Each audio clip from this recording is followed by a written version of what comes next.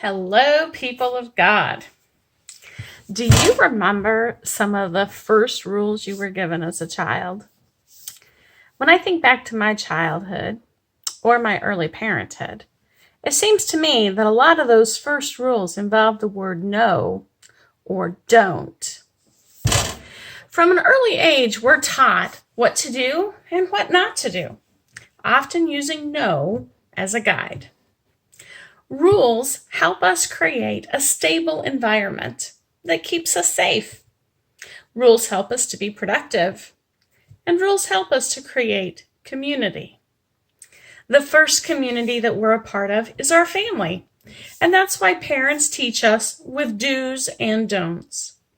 Often the first rules we have are rules that are made for our own safety. For example, don't touch the hot stove is a rule that keeps you safe. It isn't a rule about not being permitted to touch something. It's a rule about how to protect yourself from a burn. The thing about rules, or laws or commandments, these are created because someone did or did not do the action decreed by that rule.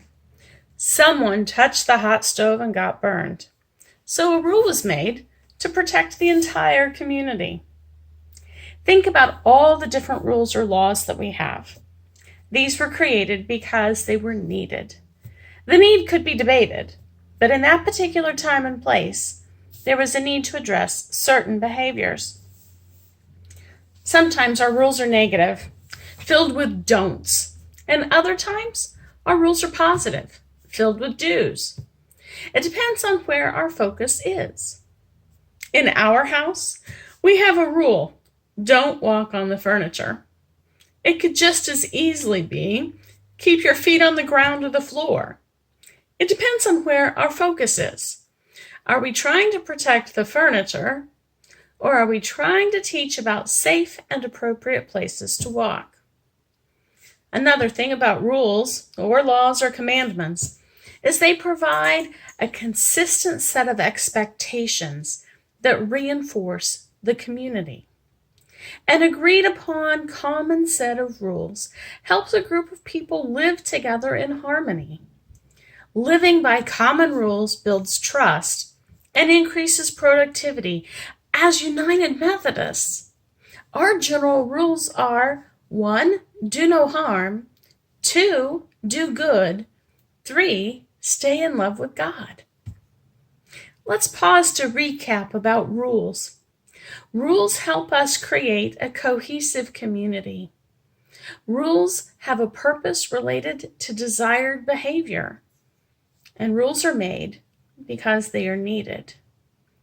Today's reading in Exodus 20 introduces us to 10 very specific rules God established for the people of God. If we jump ahead to Deuteronomy 4:1, we read why these commandments were given: to provide life and to guide the people to the promised land. These 10 commandments were given so the people could have a roadmap for a peaceful society and a life-sustaining relationship with God. I invite you to take a moment to read Exodus chapter 20.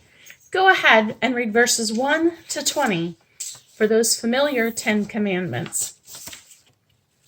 What do you notice about these 10 rules? How do these 10 rules create a peaceful community or a life-sustaining relationship with God? If we list them again using the common language of the New Revised Standard Version of the Bible, you shall have no other gods but God. You shall not make idols. You shall not misuse God's name. Remember the Sabbath and keep it holy. Honor your parents. You shall not murder. You shall not commit adultery. You shall not steal. You shall not bear false witness against your neighbor. You shall not covet your neighbor's possessions. In these 10 rules, there are 7 don'ts, or shall nots, and there are 3 do's. The don'ts establish a set of values that create a safe peaceful community where the people of God can live in harmony. Together as the people of God, we create a community where people don't have fake gods. They don't misuse God's names. They don't kill, steal, or lie. In this community, people respect marriage vows and they aren't jealous of one another. The rules are very clear about what the people of God should not be doing. These rules were established because someone was worshiping idols, misusing God's name, killing, stealing, lying, cheating, and coveting. Those weren't actions that reinforced being in community. They were actions that disturbed the peace and made it difficult to live together as a people. These actions increased the complaining and the quarreling, so rules were made to govern how to behave in respectful ways that were respectful to God and to neighbor. The other 3 commandments were do's. These remind us of the essential things to do. In this space, God comes first. The Sabbath is observed and parents are honored. It requires intentional action to follow these rules. People may have been doing these things, but these rules were to remind them that these actions were important, necessary, and essential. The do's keep people in a life-sustaining relationship with God and with each other. That sounds like a wonderful community. These are the basic rules that create a safe place for the people of God, a place where God is most important, where life is abundant, where the promises of God are within reach. This is what it means to be the people of God. We live in community that brings us together with our focus on God who creates us, redeems us, and sustains us. Wandering through the wilderness was a challenging and daunting season in the story of the people of God. We've remembered the complaining and the quarreling. We've remembered God's patience, willingness to lead, and faithful provision.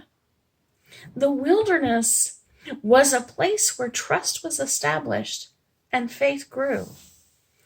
These things happened to the congregation, but they also happened to the individual.